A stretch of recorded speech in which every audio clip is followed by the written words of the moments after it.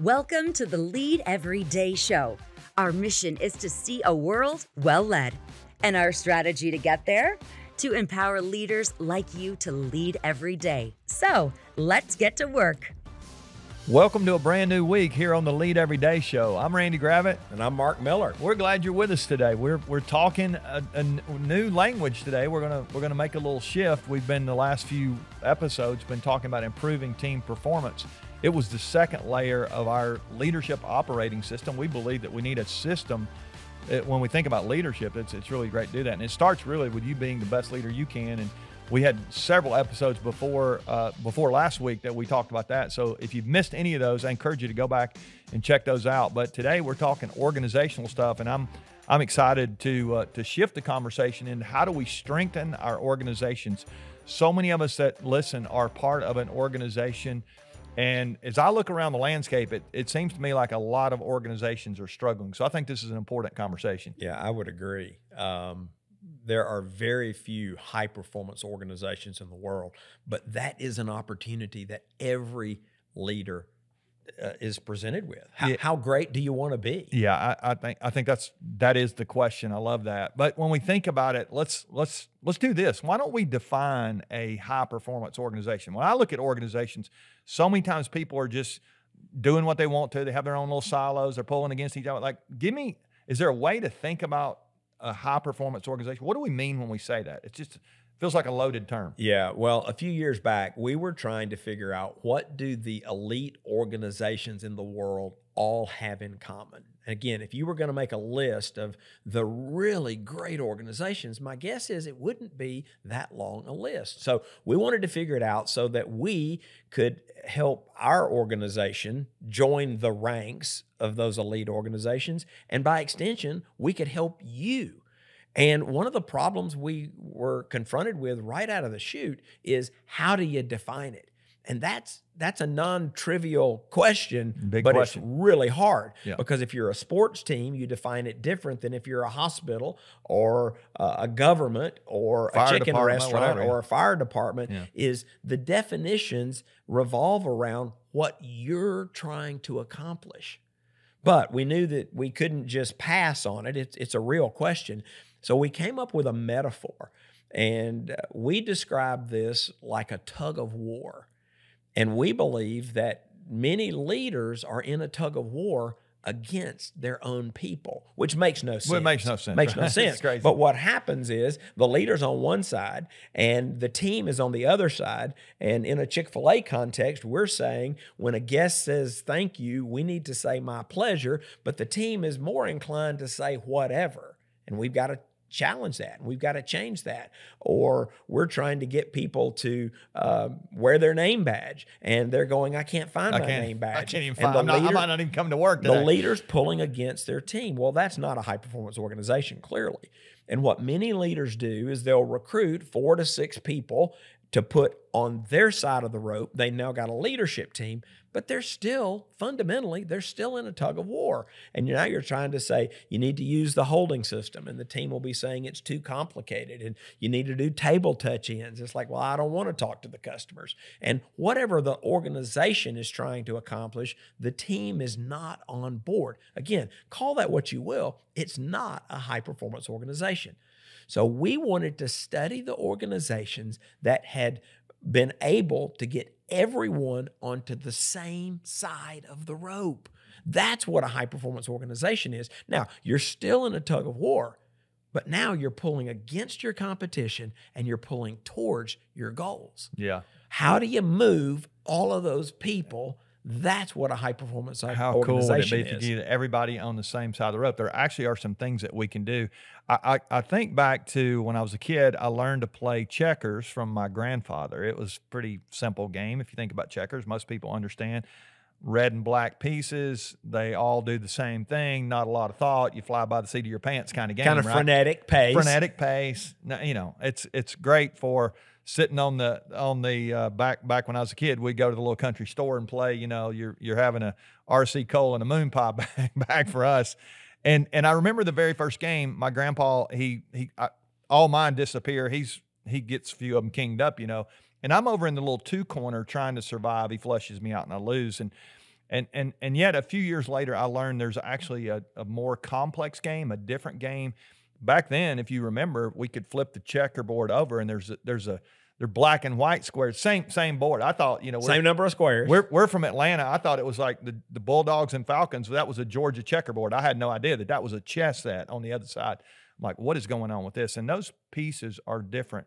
And when I talk to people in businesses, so many of them these days, it just feel like they're just flying by the seat of their pants. They're playing a game, and the game has changed, Mark. It's a totally different. It's no longer game now. checkers. It's not. It really is a new game. Chess. I'm not a chess player, but there's strategy involved.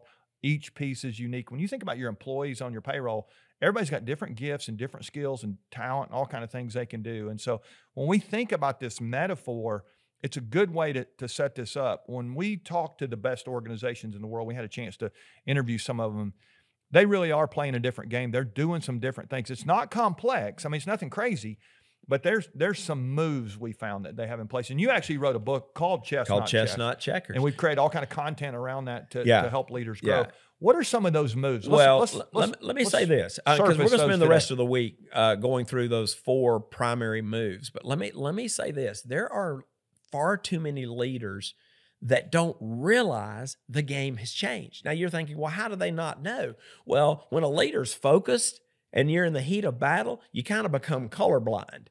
And you can blindly follow the rules and play the game that you began playing when you first entered leadership. When you just entered the arena of leadership, it is simple moves. And it is sometimes a frenetic pace, and you are in survival mode. But when that board gets flipped, and I think it actually gets flipped in the middle of the night, and a lot of leaders come in the next day. Like, what happened? And maybe they don't even realize, because there's still the same number of pieces there. And they just blindly continue to play the wrong game. And when you play checkers and the name of the game is chess, you will lose. Yeah. And by the way, I think the culprit that flipped the board is complexity. Yeah. If you're still playing a simple game, you better be in a simple world, in a simple market, in a simple environment. And very few leaders are still there. Yeah. Let's talk about some other ways. I mean, complexity, one of them, but technology has changed the game, right? That's right. It just, and even think about it. Customers are so much smarter than they've ever been, more informed. They're more demanding. I mean, I remember when I was a kid, my mom was like, don't be so demanding. And now I'm talking to her, and she's in her 80s, and she's like watching her shows on demand. It's like she got her DVR. She's demanding now. I mean, what happened to my mom? It's like, but that's the mindset of the game has changed. It really has. Yeah. And so if we're not aware of that, and we're wondering why our organization is floundering, it's not doing what it could be that we're not aware of what really is going on. Yeah. So it's a big deal. So 4 quick moves, and then we'll spend the rest of the week kind of going deep on those. The first, the great organizations, the high-performance organizations bet on leadership. Yeah. We cannot find a high-performance organization in the world that's not well led. We'll unpack that tomorrow. We'll unpack it tomorrow. The next thing they do is act as one, which is really about alignment. Just imagine if you got everybody on your side of the rope. Yeah, that is the rope thing. But they're not pulling in the same direction. Right.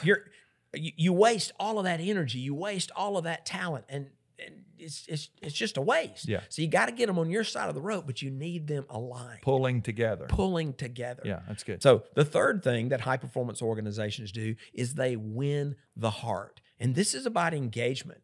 And engagement is fundamentally about how much people care. How much do they care about their work? How much do they care about their coworkers? How much do they care about their customers? And how much do they care about the organization? And leaders control the level of engagement of our people. It ties in a little bit to what we talked about last week with building genuine community, that mindset of at least caring for each other, but caring for a lot of companies have huge customer service focus, and when they do that and they get that right, people will actually pay more to come there. They know how they're going to be treated. So there's a little dovetail there. There's one more. Yeah. So those first 3 moves are great, but they're not the objective. The hallmark of all high-performance organizations is they excel at execution. Now, quick story. The first time I shared these moves, it might not have been the first, but it was one of the very early times I shared these with a group of business leaders, and I had somebody say, now you're talking. I don't care about all that other crap. We're just going to excel at execution. And I said, well, good luck with that. I said, just imagine the gymnast that said, I just want to do the dismount. I said, where do you think they get the height, the energy, and the momentum to stick the landing? It's in the routine that precedes the dismount. Leadership, alignment, and engagement, that's the routine that precedes and enables the dismount of execution. Yeah, it's gonna propel you to stick the landing. That's what and all you are high-performance organizations You are going to be do. judged on whether you stick the landing. You or are not. judged on whether you stick the But landing. if you shortcut those other three, it's going to be you're going to leave points on the table. Absolutely. And so this week we're going to unpack a little bit of each one of those and help you really try to stick your landing, whatever that is, whatever it is you're trying to execute and achieve. We think leadership, alignment, and engagement will position you to do that. And we're going to start by focusing on that tomorrow. So today I would just encourage you to maybe take a few minutes when you're done here, and when you shut this off, you might get yourself a legal pad out and just make yourself a little list of how the game has changed for you. Are you aware of your customers, of the complexity, of the technology, of your people, all that stuff? How much have you been paying attention to that? If you're going to really build a high-performance organization, I think build is the key word. You said a couple of days ago, no team drifts to greatness. I don't think an organization does either. They got to be led there, and it starts by you having an awareness of really what's going on. I hope you'll focus on that a little bit today and make a commitment to play a different game. We really believe you can. And if you will, your organization can be its best that it's ever been. We think that your best days really can be ahead of you. Remember, the best leaders lead every day. Join us tomorrow. We're going to continue this conversation.